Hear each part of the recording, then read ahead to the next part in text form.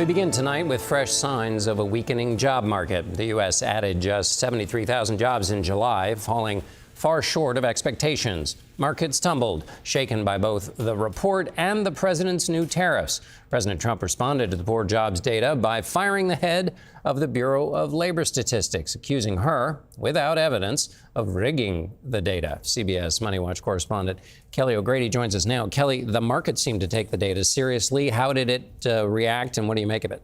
Yeah, we did see a pretty big sell-off across all the major indexes. Part of that was because of this tariff curveball. Investors thought they had a clear picture going into August 1st, that tariff deadline, and then things shifted a bit.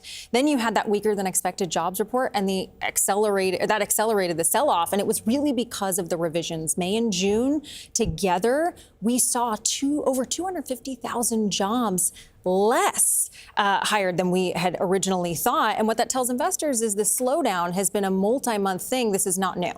And when the chairman of the Federal Reserve spoke earlier this week, he was talking about the uncertainty out in the world. You talked to somebody in the Fed today. What did you hear from them?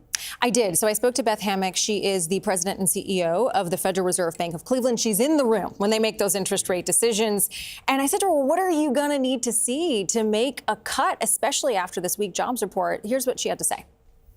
I'll be looking closely to see if the job creation is slowing, if what we saw in the revisions most recently persists, or if we tick back upwards. I'll also be watching to see how businesses are responding to the new tariffs, how they're responding to the new fiscal policy that's been put in place.